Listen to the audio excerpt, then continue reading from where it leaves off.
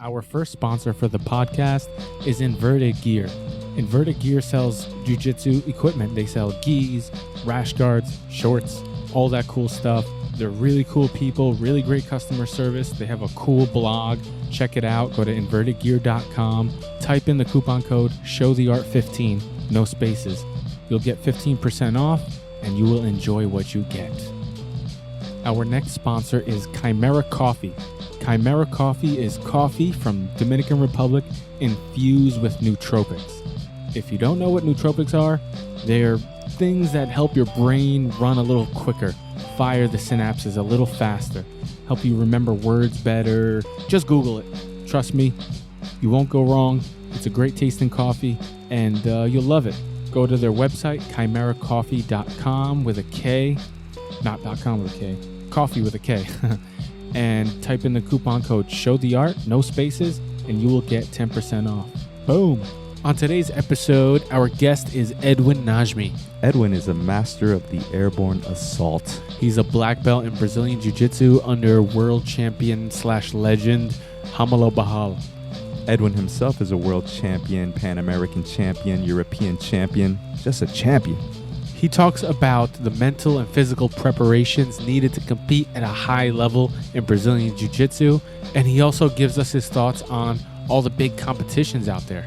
And the many different rule sets. So we hope you enjoy, and if you do, please give us a good rating and give us a good review on iTunes, Stitcher, wherever you can leave a review and a rating.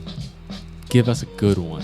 Yeah. It goes a long way, guys. And it allows us to provide good content to you guys on the regular. So please support the cause. Show the art. Show the art. Show the love. How's it going, man? Edwin, how are you, my friend? Good. How are you? Good, man. It's me, Abe, and I got my professor, Marcos, on the line as well. What's up, my brother? How's it going, guys? Good, man. We just got done training. How about you? Nice. Yeah, I got done training a couple hours ago. Nice. You probably train like 7 times a day. Is that true? No. Like, Thursday I usually just train one time because my body's too beat up and you gotta be careful now. It's like closer to the world. But yeah, you do just twice a day. Nice. Nice, man. So you're in California, right? Yeah. Yeah. Like a suburb outside of LA. And you do all your training there year round? Yeah. All our training at Homewood School, Homewood Bahal. So it's like 20 miles north of LA. It's called Northridge, California. So it's like in the valley. Pretty cool. We have a lot of good training here. So we have Homewood, obviously, so there's a lot of guys. So yeah, don't really need to go anywhere. Wow, monster world champions. Yeah, it's pretty scary. And how is your training now for the Worlds like differ from non-Worlds training or non-pro competition training? To be honest, like when I'm like January to June, I usually train pretty hard, and then it's pretty much the same. Like I train twice a day every day, except like Thursdays I just train one time. I like conditioning, just because like my body it's like more intense and like the training part is tougher. So it seems like the first and second quarter of the year is full-time competition mode. It's crazy. Yeah, like yesterday we were talking about it. Like I just trained I think it was like a third round and I was already dead, you know. And everyone was like, "Man, yeah, we're so tired today." Just like I think like the nerves and adrenaline, just like everyone's just going super hard. So just the intensity pretty much changes. And you're doing 10-minute rounds. 8-minute rounds. 8 minutes. How do you guys drill? Like, do you go for numbers? Do you go for time? Because that's the great debate. Yeah, and we want to know all of your secrets.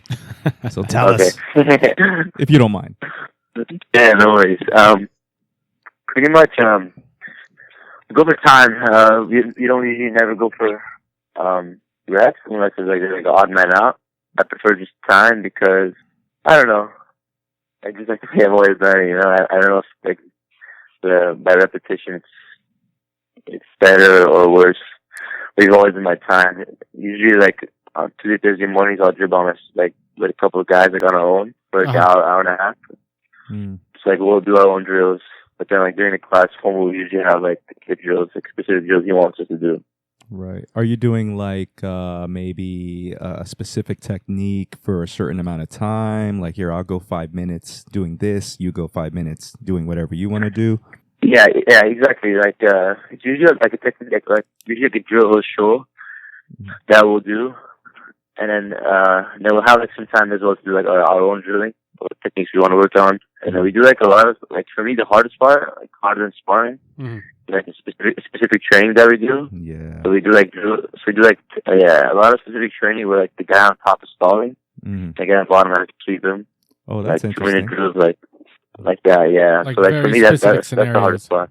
And you're doing specific scenarios with the opponent stalling, which happens often these days. Yeah. That's awesome. And is that because you guys like are training for the end goal submission and not necessarily to kind of win by points or win just to edge the guy out?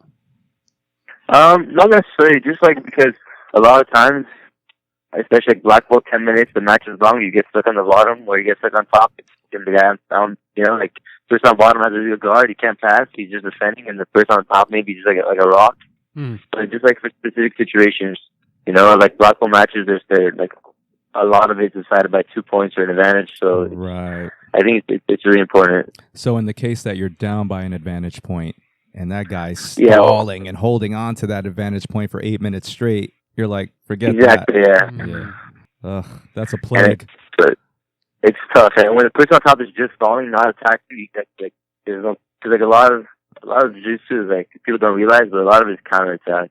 Like when the guy on top is too aggressive, and then you sweep him, or the person on top is like keep trying to sweep you, and then he passes guy. But when the person on top and bottom is like really defensive, it's really hard to get something on them, especially at a high level. So yeah, I always tell the students, like, if I want to just go in and defend and not like do anything but defend, like.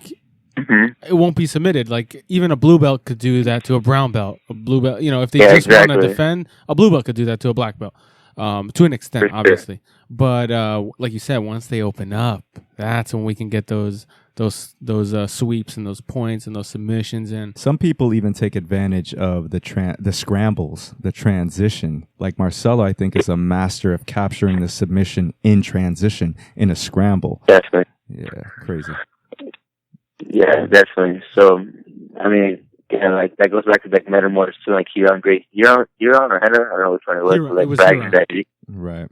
Huron, like he bragged that he didn't get submitted. And I was like like maybe not anyone would do that against Galval, but like it's like if you just fought not to get submitted, it's not that hard, because you're not giving any opening. Exactly. You didn't prove much. You just proved that you can literally not get submitted. What do you think is in your opinion, like the most important part of training? Is it the rolling?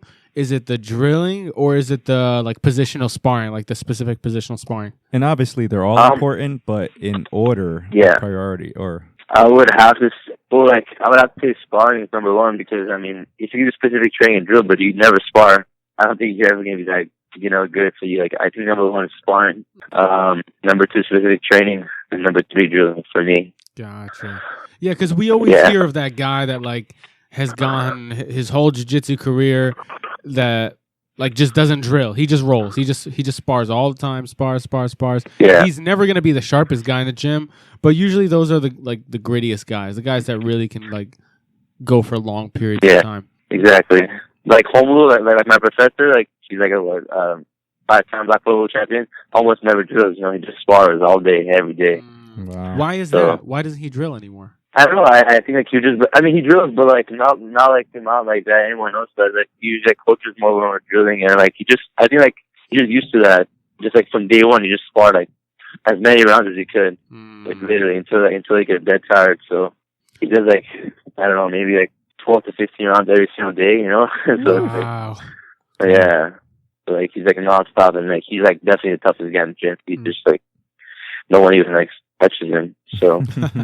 Now, what do you That's think? An example. What do you think drilling helps with specifically? Like, does it help you get sharper? Does it help you like create those pathways in your game, those potential pathways? For you, what does drilling help you with specifically? For me, it just makes it more sharper. Sometimes I feel like some techniques I do, like I'm sloppy. Like I can feel it. That's why it's like I like to drill. For me, like I feel like drilling it's way better, like more effective for like popping and passing the guard. For the guard, I feel like I don't know. I feel like drilling on like someone that's not defending is not as useful. Yeah. I feel like the guard, a guard is a lot more about reaction, like natural reaction of the guy defending the position. I I feel like for me, drilling for guard passing is really important for staying sharp, especially like the way I pass. But for the guard, I feel like it doesn't really help me when I drill from the bottom. Okay. But you drill like to introduce new techniques, but sometimes that's as far as it goes for the guard. You might drill to introduce a new technique into your guard, but then it kind of like stops at that point. Exactly. Yeah, exactly. Gotcha. You know, like a berimbolo, like I see people drilling it all the time. It's like, dude, like do it 1,000 times. Like, you know, it's like when the person's not defending, because especially like all the positions, people on top are so good at defending now. It's like you're gonna have to work to sleep on the reaction. So I feel like specific training, but like it helps much more than drilling. So true, man. So maybe starting in specific guards, maybe start in a De La Riva spider. Boom, go from there. Yeah. Exactly. Yeah, I feel like that helps a lot. And how long would you do? How long would you do those type of rounds for? Would it be like? Quick, maybe like 2-minute rounds, like the longest. Right. 1 to 2 minute rounds, and then you can do like 10. Okay. And you guys do like if I sweep, we just restart. We just keep restarting for that 2 minutes, essentially. Yeah, exactly. Yeah, but it's like it gets intense. Like if I sweep you, the person on top like scrambles, like turtles up, like runs away, runs out of bounds. Like we don't get six easy. So it's like not really like a normal specific training. Like every guy's like fighting for the points, so that that's what makes it so hard. You're like dead, you know. I think I feel like we did 2 of them yesterday. Could you do like two with each partner, and then we switch partners? And like after 4 minutes, I was like, "Holy crap, man! I'm like dead already." So we have like 2 hours and 30 minutes to go. Wow. Do you feel that? Do you open up your game more in training? Like, do you say, "Fuck it, I'm gonna try this, I'm gonna try that, no matter what happens. I don't care if I get passed. I'm just gonna try it." Yeah. I feel like my game, even in competitions like that, I always try like different things. I don't really have a game plan, but yeah, definitely more. But I feel like my game, it's pretty crazy. Like if you watch me compete, I do like all sorts of things. Oh yeah, so we watch you. So it's like pretty much the same thing as a tournament, to be honest. Well, yeah, maybe a little more in the training, but I feel like I compete much better than I train. Nice. Do you see that a lot at your gym, where guys compete better than they actually perform in the gym? Not really. It just depends on the guys. I think I'm like special case. I think a lot of the guys are actually better in the gym. Okay. Than they compete. Oh, I have a question about your positional training or specific training. Yeah. Do you guys ever specific train just for like a submission? Like, all right, for this 5-minute round, you the guy on top can only go for this, and the guy on bottom can only go for or their main goal is to get this, but it's a submission. Like submission? No, not really. More like sweeps and guard passing. Okay, but it's implied. Like if you could get the submission, you get the submission. Definitely, yeah, for sure. Word. I feel like sometimes it's easier to submit somebody than pass the guard, you know? Like on a really good guy, like you can get lucky to just jump on something, but like the pass your guy's guard, hell yeah. It's a mission. Oh yeah. And how did you get introduced to your infamous flying attacks? I always did triangles when I was a white belt and blue belt, and then purple belt. I went for a foot lock, I believe. I think purple belt, and I hurt my ribs. So then like I couldn't like really play. It doesn't make sense actually, but I don't even know why I tried it. So I hurt my ribs and I couldn't really play guard. And then I started doing like these takedowns, like this college drag, but I wasn't really good at it. And then like one day the guy, I didn't even know why I tried it with bad ribs, but I did a college drag and the guy like stiff armed me, and then I jumped for like a triangle and I got it. Boom. So it's like it's like by luck on the brown belt at our gym, and I was like, oh, that's pretty cool. And like I just like thought about it and I did it, and I think like that weekend I competed. Like 3 days later at the San Francisco Open, and I hit like 3 in a row. Of course. And I didn't even really know. Yeah, I didn't really know how to do technique. I was like, there's videos on there. I like really weird doing it, but it worked. But after that, I was like, okay, I guess I figured something out, you know? Nice, man. I think everybody gets into that mode where like you discover a technique while you're rolling, while you're sparring, and it just hits you so powerfully that you don't even need to drill it. Like that move will bypass your drilling.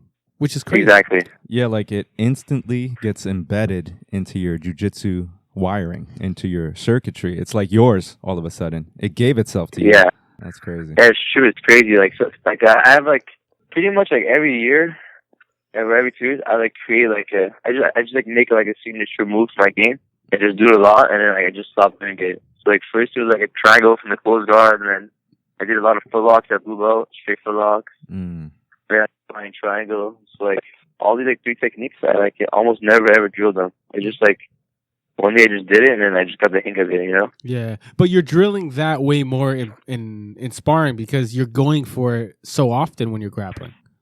Exactly, yeah. Like the foot, like spinning submissions, I would never drill a submission. I feel like it doesn't make sense to me, you know? Mm-hmm. I would just keep going for it in sparring. Yeah, like at this point in your career, you know how to finish submit. You don't really need to drill them. Yeah, that's what you're saying. It's like even if I didn't know, like it just like, you know, when you get a blue belt, how many times can you drill a bow and arrow? You know, you need to do it in a live situation. The person just sitting there is not gonna help you that much. Sure, but that's like drilling is much better for like positional more than. But my point is, like you're a black belt now, so you can bypass that. Whereas like a white belt, definitely. They need to drill that new stuff. For sure, yeah. Gotcha. Your flying triangle, I like how you do it where you get the double collar grip on the same side. That's so tricky because it feels like you're going to pull guard. That's how you're getting a lot of people, right?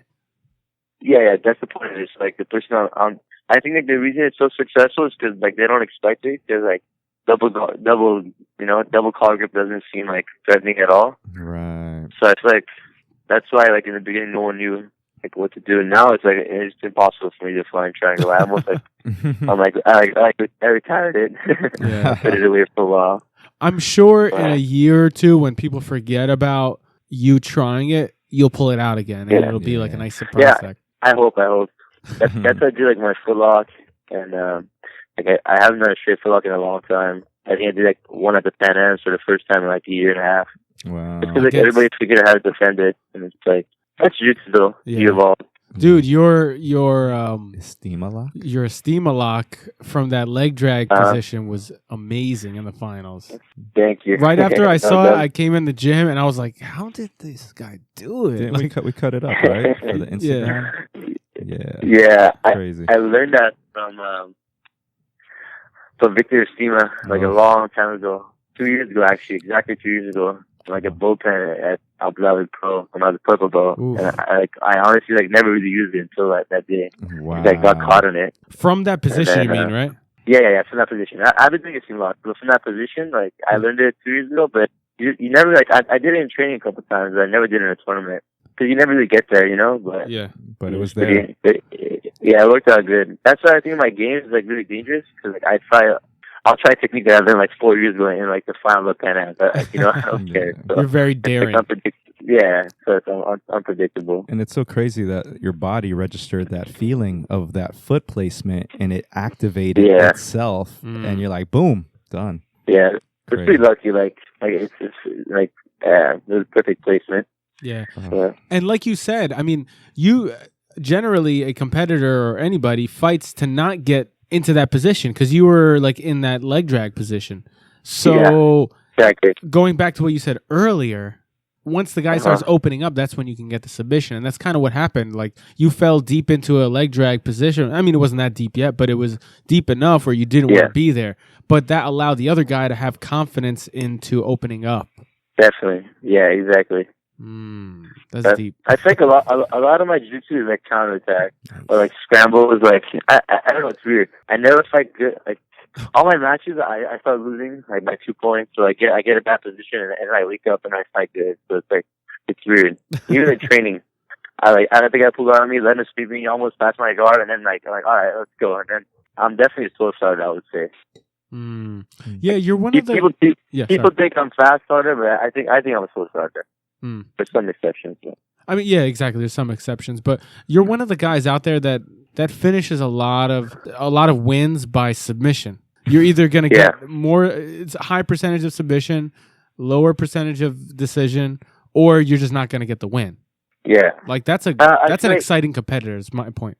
Yeah, like before, I think I'm getting better at winning by points. Okay. Before I was terrible. Like purple belt, I was horrible. Blue belt, I had no idea. Brown belt, I finally like learned to understand. And black belt, like I'm still like learning.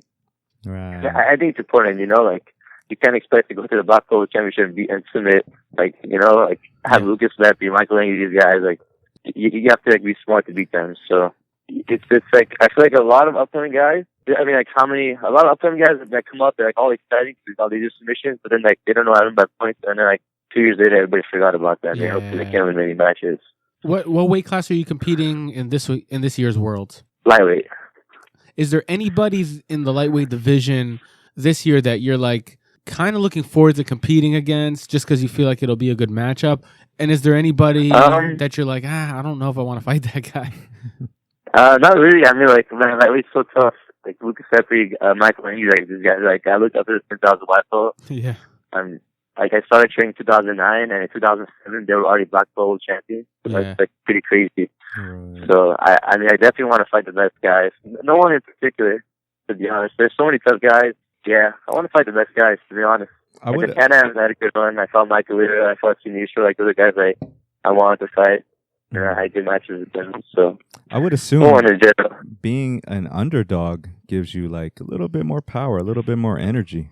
Yeah, definitely. Yeah. You know, like I want to fight the best guys. Like I'm excited. Especially my first year, like people count me out. Even like the Pan Ams, like no one expects you to win. Right. But like, I was ready. Like I want to be the best guy. So I'm looking forward to making some upsets at the Worlds.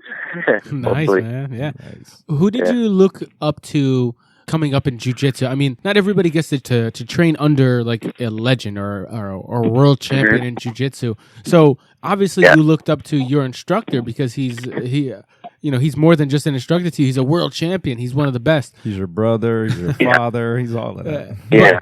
Exactly. Was there anybody else you were able to look up to besides that wasn't even part of your team that you're like, man, I like his game. I'm inspired by him? A lot of guys like from my team I looked up to, but besides my team, I liked watching Cobrinha.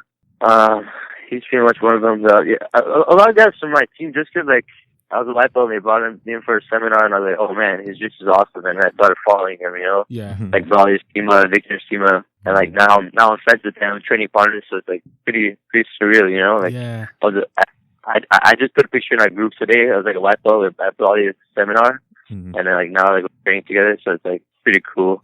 Right. Another person like Felipe Pena, he's on my team, but like I was a blue belt and he was a purple belt, so he was like one belt above me, and then like out of nowhere he just became freaking like one of the best. You know, he's a monster, man. Oh my god, he's running. Yeah, like I think he might have like the best jiu-jitsu in the game. Yeah. So, like he's killing it, man. Definitely him, you know.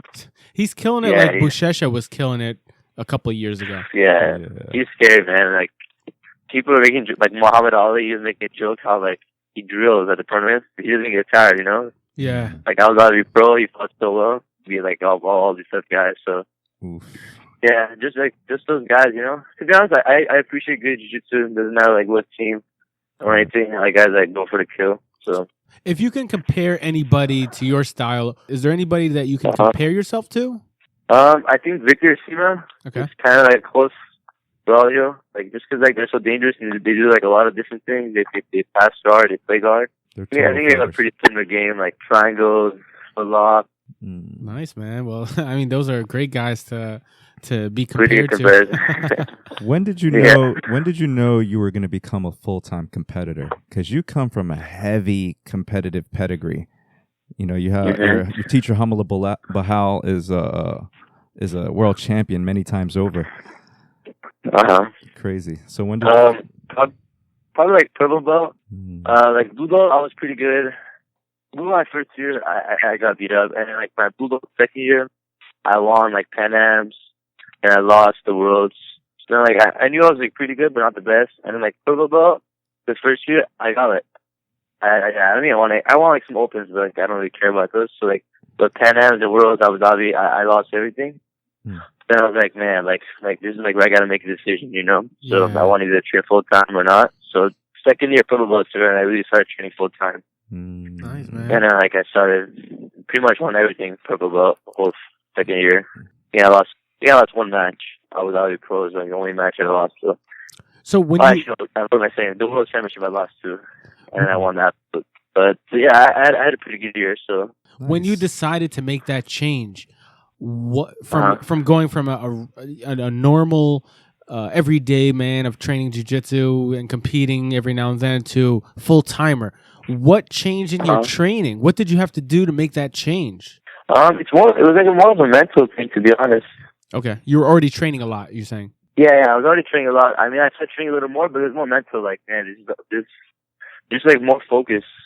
Like, maybe even now I train twice a day. I could have time to do something in between trainings, but just more like focus about the training. And like, honestly, it's like added pressure that I like. Like, this is the only thing I do. I have to win. Like, I kill or be killed. There's no like excuse in the back of your head. Oh, well, I go to school to get trained full time, or like whatever. I work, you know. Like, I hear that excuse all the time. So it's like, no, you know, you're a full-time athlete. You have to win. This is your job. So it's more like, there's more of a mental thing than just training. Okay. Nice, man. And do you have any goals coming up besides the world? We've been like talking about like Polaris, maybe the next Polaris, and then Berkut, the next Berkut, I think to me in August. So there's like a bunch of super fights. I'm not like that big fan of no-gi. So I probably won't be competing in no-gi worlds and stuff. So I'll probably be doing a lot more super fights next second half of the year. Just getting ready for next year. And would you prefer super fights or? Yeah. I mean, yeah. Well, you get paid and then you only have one fight, so it's definitely easier than like, you know, like completely training no-gi and like switching your whole focus. But it changes it changes the game for you, doesn't it? I mean, one super fight compared to a tournament. Yeah, it's different. I like it because like, especially if you fight like a big name, the chance to beat the guy, and like you know it's only one match. Like, you don't have to save energy for anything. Because sometimes you're in a match and you're already thinking ahead, like, man, I gotta beat this guy, then I gotta fight that guy and that guy. So it's like just like all your focus, energy, like concentrating on one opponent. So I like that. You know, it's a different challenge. And is there anybody you would love to compete in a super fight, just because you're a fan of them or whatever? Anybody you want to call out? Call them out right now. Not really, man. To be honest, not yet. I'm sure I'm going to develop a rivalry like soon in the black belt division. Yeah. But, I mean, yeah. And how are the seminars for you? Are you getting a lot of seminars? Yeah, going good. Nice. Man. I slowed down a little bit because I want to focus on the world, but definitely after the world, like more seminars and more, like I said, more super fights, less tournaments. So. And how do you feel about Polaris? Like, did you like the event? Obviously, you said you'd like to compete in that, but you know, Polaris is one of the biggest ones out there right now that's putting together super fights. To be honest, like submission only sometimes. Even though it's draws, like it's still exciting, but to be honest, I like more like super fights, but with points. I think that'll be like way more exciting, like 20 minutes. Because points actually like make you go for a submission. Because like when it's like, you know, like it makes sense. Like it opens up openings. Some people like don't understand that, but I feel like when there's points involved, sometimes it's more exciting. Of course, like guys like Gary Tonin, Gordon Ryan, Eddie, like they're gonna be exciting regardless. Yeah. But I feel like a lot of other guys that like have JJ at points, when they fight submission only, they're pretty boring. So it's like some of the matches would be more action if there was points involved, you know? Yeah, I mean, as opposed to like double guard pool just sitting in front of each other, you know?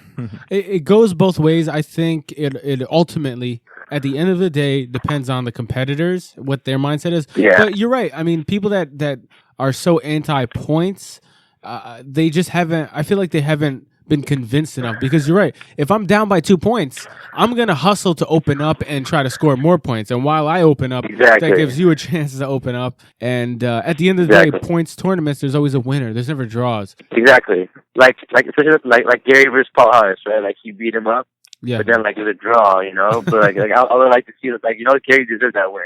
Yeah. You know? Yeah. So maybe like Metamorph, they could have like a decision at the end. Okay. You know, with 3 referees, something like that. Like, I would like to see winners, though, regardless. You know, I think a draw, like, it's, you know? Sure. Especially for like, spectator friendly, you need a winner. You know, you can't go watch a basketball game and be a draw. It's a draw, you know? Yeah, exactly. LeBron rains threes and dunks on people, and it's a draw. It's like, what? Yeah, you know? So, like, I feel like you need to have a winner somehow. Sure. You know, I don't know what would agree on, but I agree. I like that idea of having a couple of judges, but they have to be like OGs in the game, like your instructors, like Hamalo and Braulio, and maybe like Shanji Hibero, Sala Hibero, anybody like that of that kind of like stature, Marcelo Garcia, anybody that's had so much experience in the game that they can make a good argument. Yeah, I was just watching it, like you know, I was like, man, like Gary just beat him up. Like everyone knows he won the match, but like draw, you know. Yeah. Like It sucks that he didn't get the win. Draw, you know. Yeah. Yeah, you know. So it's like, but it wasn't really a draw. So. You know, it'd be cool if they allowed you guys to decide, like, hey, Edwin, we're gonna put you in a super fight versus this guy, X guy, and you get to decide whether it can go to a draw or whether you want judges or not, or whether you want points or not. I think that would be really cool. Yeah, that'd be cool, but then I feel like maybe it might be like so much confusion from like, you know, a spectator people that don't really know. But yeah, you never know. It's a good idea. It's like young super fights and stuff, so they're still experimenting to do what's the best. So I'm sure they're all going to figure out something soon. Sure. I was talking to someone the other day about this, about EBI, and how at the end of EBI, like, they go back and forth in the overtime round. I kind of like it. It's different, you know. Like I don't know if it's the best, but it's pretty cool. It's kind of like wrestling, how you pick top bottom. Yeah. And you can escape or ride. So I think it's pretty cool. Again, it's a different way. It's just another way, which is cool.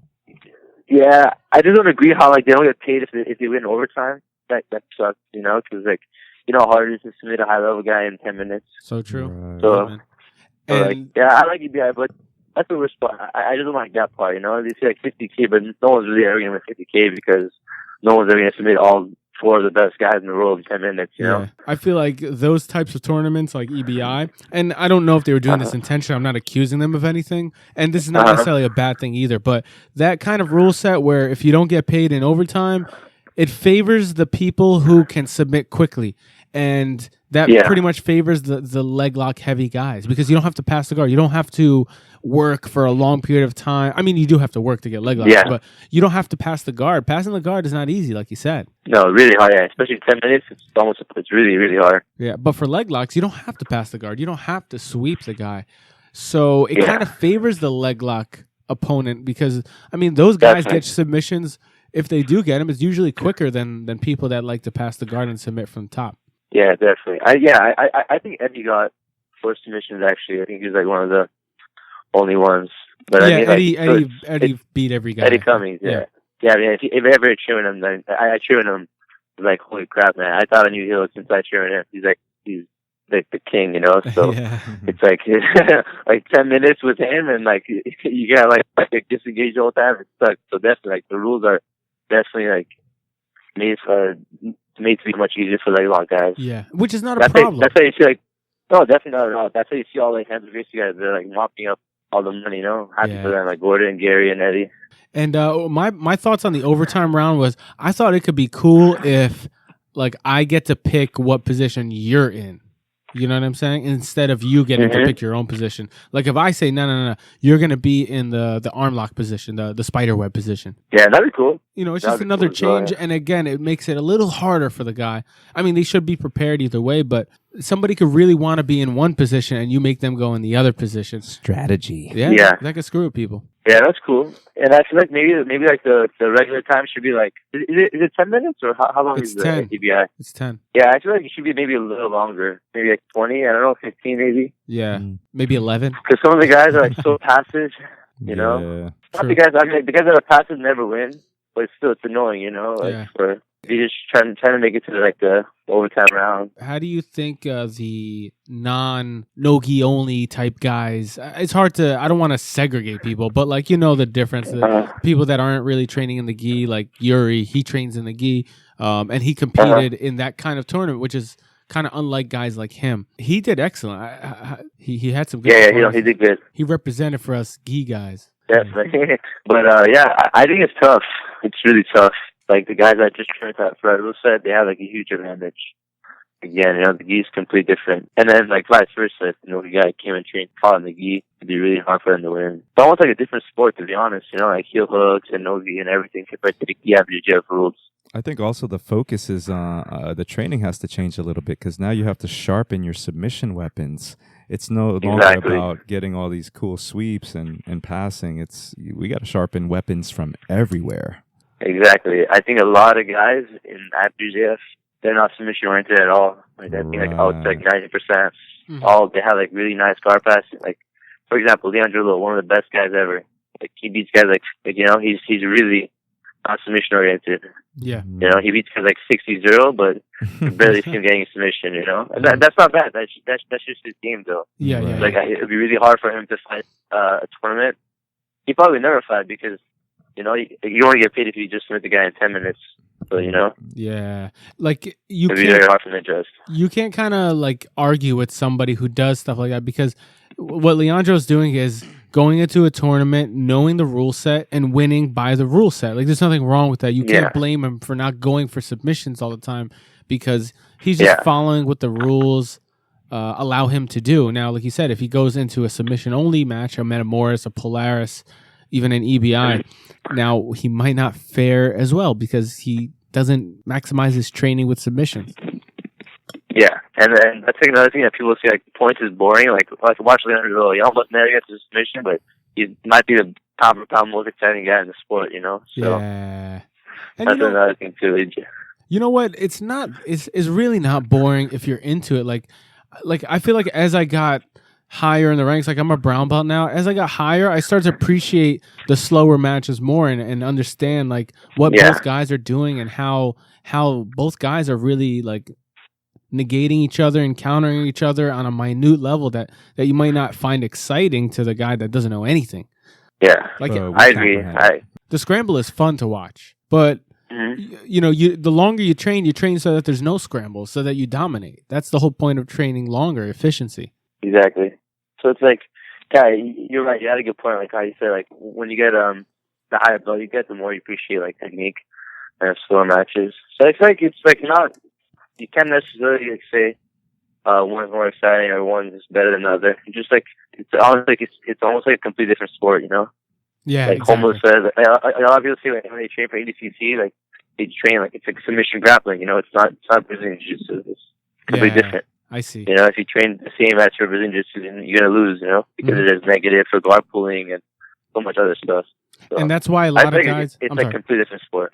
Okay, I was gonna say, and that's why a lot of guys were focusing on their wrestling for the ADCC the last time it was around. Exactly. Yeah, it's like you can't pull guard. It's like what?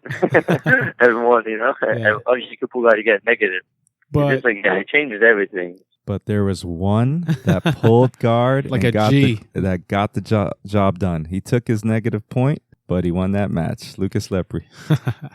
Oh yeah. Did he? Who did he pull guard on? I forgot. Was it Otavio? I forgot. Yeah, good question. Maybe. I think it was Otavio Souza. He was like, you know what? Fuck this. And he pulled his guard, got his sweep, got on top, got the submission. Yeah, I mean, nice. It's a good risk. You better do it early, right? Yeah, definitely. Don't wait until then. Yeah. I mean, and that's what we saw 2 years ago. It was in the finals, Rafa Mendes and Cobrinha. Oh, man, yeah. That's what did you think about that match? It just sucked because Cobrinha didn't know, right? He didn't know he pulled guard. No, Cobrinha won that fight. That was the fight Cobrinha won. Oh, the one he won. Yeah. I thought you talking about the one the year before when Cobrinha pulled guard. Yeah, without knowing. Oh, yeah, and then he lost that negative. Yeah, poor guy. That hurt. Yeah, that one sucked. But the one after, I mean, it was good. Like, again, that was another example. Rafa couldn't pull guard. Cobrinha had the better wrestling. And he used the rules to his advantage. Mm-hmm. And you can't complain about that. Like, people can't argue with that because the rules determine that kind of style. So it's your fault if you don't get your wrestling up, if you don't get your takedowns up. Exactly, yeah. Yeah, I mean, a lot of matches like that, like Rodolfo versus Felipe Pena. Oh, I mean, and the thing is, like, it's so hard to score a takedown in ADCC. It's like, I didn't know what the criteria is, but it's like almost impossible to score a takedown. Oh, man. There was 30-minute stand-up matches. Yeah. Yeah, so it's like, it's tough, man. It's like completely different. It's like, you gotta completely change your training for ADCC, I feel like. Yeah. And again, it's like, you can argue and say, oh, how can we make it better? How can we make ADCC better? Let them pull guard. You know. Yeah, but that's the way it is. It's always been, you know? So like they can't change it now. Exactly. Like, my point is, you can say that about anything. You can always pick apart something, a tournament, and say, oh, it should be done like this, or it should be. At the end of the day, follow the rules, and you can't complain when you've entered that tournament. Yeah, I agree. The only rule that I honestly like doesn't make sense to me in any rule set is like the referee decision in IBJJF rules. That's the only thing that doesn't make sense to me. Okay. But every other rule. Why don't you agree with that? Know. It just like doesn't make like how can like if the points are tied and the advantages are tied, it's like it must have been a pretty even match, you know. So I feel like they should have like I don't know extra time or maybe like I know we said the submission only, or we should have like a referee decision of like 5 refs. Or like I don't know. I understand what you're saying. I feel like they could think of something else, you know. Because like submission only, it's different because there could be a lot of different exchanges of positions. Like someone's like really going for you know. Yeah. But like in our BJJ match when it's like 4-4-1 advantage each, it was probably a pretty even match, you know. Yeah, obviously that's why I got to that point. Yeah, exactly. So like a lot of times when it's a referee decision in IBJJF basketball match, both guys almost do the same thing. You know, so then it's like how can you like. It's kind of like it could be biased, you know. You never know. I agree because like, you know, while the referee, my point is, how can the referee worry about judging and scoring points and worrying about every specific like he's not watching the match as a whole. He's kind of watching the match and looking for when points can happen. He's not looking for. He's not watching the whole match. It's different. Like if I watch a match just to watch it and see who's winning, I don't care about calculating points. Like I'll have a better understanding of who won than if I'm worrying about when they scored. Like when I'm coaching our students here, it's a lot harder to determine who's the winner when you're worrying about calculating every single point. Yeah, it's like again, it's like imagine like a basketball game is like at the end of the fourth quarter or like whatever any sports game, and then the referee just picks and they thought they won, you know. So it's like it's unfair, you know. I mean, like I won a basketball world championship off a referee decision, so like. I've been on like the good side of it and the bad side of it. I've won big matches with referee decision, but I feel like even then, like it wasn't fair, you know. Like the hands, you know. Yeah. The hands like the world championship was in the hands of like the referees. Yeah, some guy. Opinion. And it was like so close. Like my final last year at the Worlds, honestly, either guy would have got it. If I lost, I wouldn't have been upset. Yeah. I won, like whatever, but I knew it'd go his way. But I feel like something that important can't come down to that, you know? There's got to be something, I don't know, extra time or something. So you would appreciate like an extra 2 minutes? Maybe, yeah, 2 minutes. That'd be cool. Yeah, something, or at least for the finals, right? Maybe don't do that for everything else, but at least for the finals. Yeah, like a Black Belt World Championship final, you know? Like, that's like the biggest moment of your life. You know, like you can't like I don't know. I feel like you need some maybe like a 5-minute overtime. I don't know. Okay. That's a good point. First point win, something. No, that's good. I like that first point wins, do or die. Yeah, that's dope. One thing I don't agree with, I never even thought about the referee decision, which I agree with you on that. But one thing I never really agreed with is when people go out of bounds in IPJJF events, you never know if you're going to get reset in the same position or reset standing up. Like the rules are so murky when people go out of bounds or when they go right next to the out of bounds. Like you're not even off the mat yet. You're just kind of right next to it. Yeah, that's another like rule that I think a lot of people take advantage of. I just learned about that. Like I just learned like how to use that rule to my advantage recently. Yeah. So it's like. Yeah, like when you get set, you just run out of bounds, and pretty much like almost every time it's just like they just give an advantage. So I've lost so many matches like that too. Yeah, like almost shooting the guy and the guy goes out of bounds, and there's no like real and like sometimes you get 2 points. So like it doesn't really like it's like opinion of the referee. So I feel like any rule that's like. The referee has to have an opinion on. I feel like it shouldn't be there, you know? It should be like a specific rule set, you know? True.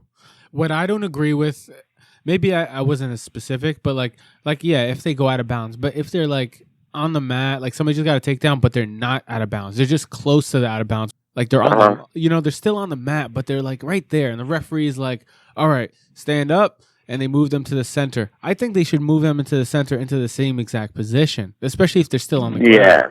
But like a couple times that happened to my students in like the New York Open or whatever, like they got a takedown. They were really close to the out of bounds. They were on the mat and the referee restarts them in the center and it gives the guy an advantage. It's like, what? He just got the takedown. Yeah. You know, they didn't go out of bounds.